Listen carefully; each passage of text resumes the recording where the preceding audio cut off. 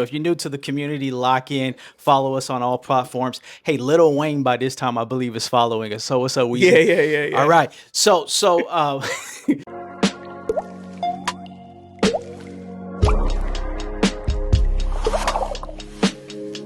have you had your daily drip?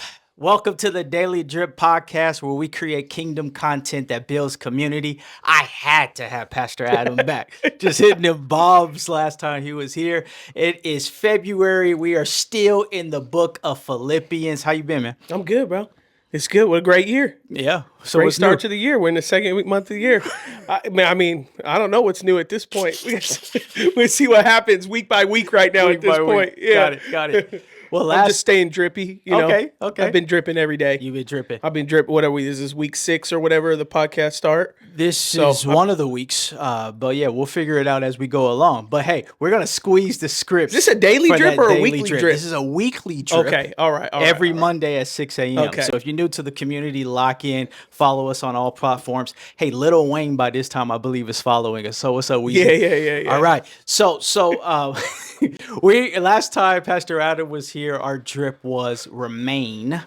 And now this time I thought it was fitting because this one is sinned. Okay. So we're talking about remaining. Last time we're going to talk about sin. Yeah. You know, in Philippians 2, we've been talking about humility and so forth. And now Paul gives 2 examples of 2 people that he's willing to send. I want to know your thoughts. First, we're going to talk about Timothy. The drip is sinned. Philippians 2, starting at verse 19. I hope in the Lord Jesus to send Timothy to you soon, so that I too may be cheered by news of you. For I have no one like him who will be genuinely concerned for your welfare. For they all seek their own interests, not those of Jesus Christ. But you know Timothy's proven worth, how as a son with a father, he has served with me in the gospel. I hope therefore to send him just as soon as I see how it goes with me. And I trust in the Lord that shortly I myself will come also. Sin. Nice. Give us something profound. Something profound.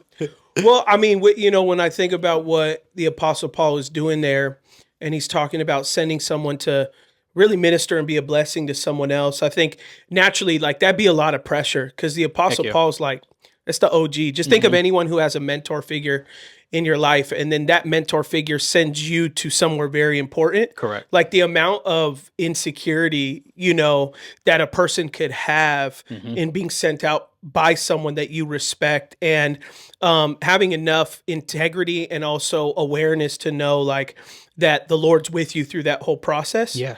And so that's immediately what I think about is like, as the Apostle Paul is sending, how much more so the thoughts could be like, well, am I good enough? Do I deserve to be on this platform, or deserve to be doing what I'm doing, or deserve this type of love from God that he would send me somewhere? And so it reminds me of a story. There was about 6 or 7 months ago, I was bringing someone on staff, and a great man of God.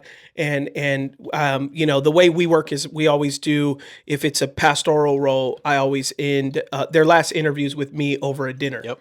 Is with me and my wife. And that's how me and my wife make the last kind of judgment call. And so we're sitting at dinner with this individual, this man who man, I love. And so it just so happened that about a month and a half earlier, he had expressed that he had felt a call to ministry, to be sent out to do a campus one day, to do a church one day. Okay. And from there, I had brought him through an interview phase. Okay.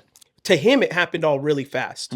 And so we were sitting at the dinner, and towards the end, I just say, hey, do you have any concerns or thoughts or questions? And he basically was just like, man, honestly, like I'm thinking very little of myself. I'm thinking like, why me? What if I mess this up? Yeah. What if I'm really not called? Yeah. What if I get sent out and I fail? And at that time, I just said, hey, can I show you something? He said, yeah. And I pulled out my phone, and I do everything in my notes app in my phone. And so I got like a little running list of people that I feel like the Lord has put on my heart that have potential to pastor one day. And so I got like a list of about like right now maybe 15 or 16 guys. And I always update that list. Sometimes I take guys off. Sometimes I put guys on. And so and you're able to track like when you started the list and when you made edits and stuff like that. And so I pulled out my phone and I turned it to him and I said, hey, you know, look whose name is right here. Yeah. And he saw his name on the notes app. And I said, when was that note made? Yeah. It just so happened that it was made almost a year and a half prior to the moment we were even having dinner. And I said, listen, you may think that God just noticed you, but the Lord has noticed you a long time ago. And even a long time ago, the Lord has made it known to me that he has a purpose for you. Yeah. And his eyes started bubbling up and he started weeping. That lip shimmered because he could not believe that he was being watched for that long. Yeah. And I think that's what we have to remember is like, if you are being sent out, sometimes we're just waiting for a chance, like, God, send me or use me. Send me for a promotion. Yeah. Send me to marry someone. Send me. But really, you get sent out when the Lord noticed how faithful that you've been. See, that right there is what you're saying in verse 22, because he says his proven worth as a son with the Father he served with me in the gospel. So a lot of people want to be sent, but sometimes people don't want to spend time being with someone Or long serve. enough Some or people serve. There's the preacher. Some people want to send without serving. There it is. There it is. But like you have to be with a community long enough to recommend to be sent out.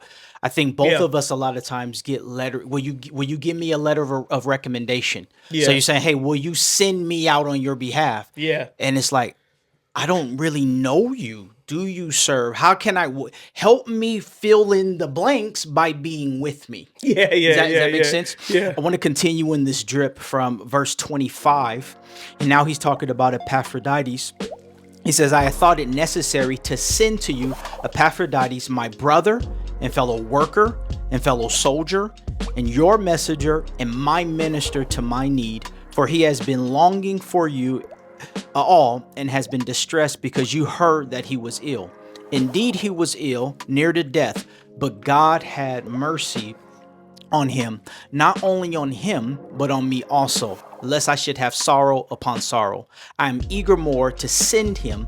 Therefore, you may rejoice at seeing him again, that I may be less anxious. So receive him in the Lord with all joy and honor such men, for he nearly died for the work of Christ, risking his life to complete what was lacking in your service to me. There's that word serving. Yeah.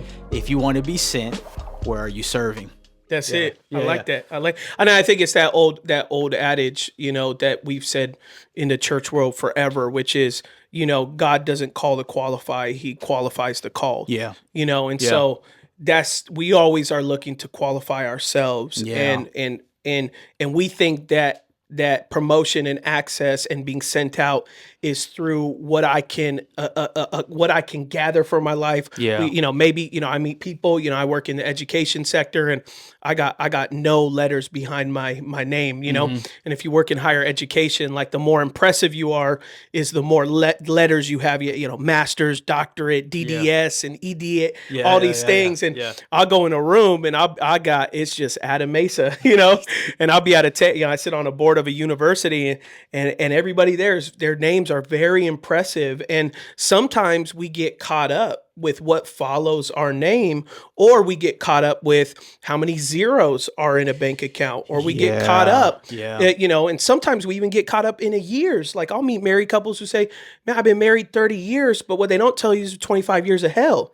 So we just take a number and we just think, this proves what I have accomplished. Yeah. And really it's like, no, when you view yourself as small, then God can do big.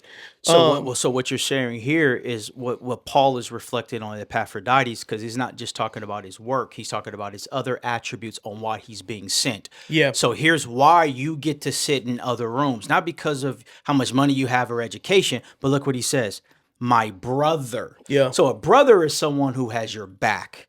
My fellow worker. A worker is about competency. So there's a lot of people that have competencies that don't really have their leaders back or their Yeah. colleagues back. He's saying a fellow soldier. That's loyalty. That's a messenger. Man, you may have good work ethic, but do I trust you to send my message? Then it says my minister to my need. So the ministering to my need is like you've helped me, Yeah. not just help your goals or Yourself. whatever. Yeah. Exactly. Yeah. So I think that's how we're going to practice this week. We all like letters of recommendation or being affirmed or being sent out to do something great. But what we learned from Paul here is our humility will help us to serve others. And then what Pastor Adam was saying, God's timing, God's terms on when we get sent out. Because with his example of the person that he hired, God put him on Adam's mind before God put that call in his mind. So that way, Adam could be utilized as not only to help with the call, but to encourage him through that call. Yeah, absolutely. Any That's closing nice. thoughts?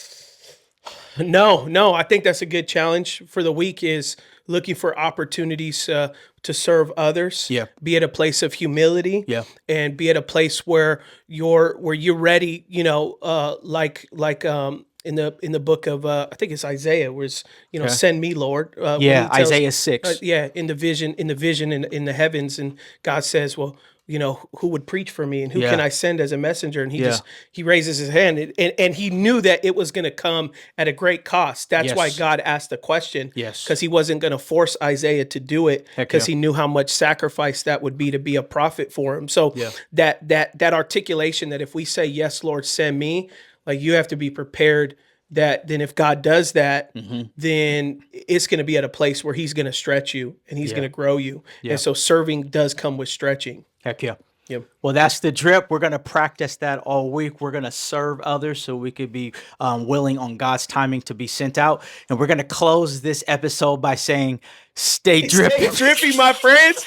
That's it. That's it. Stay drippy.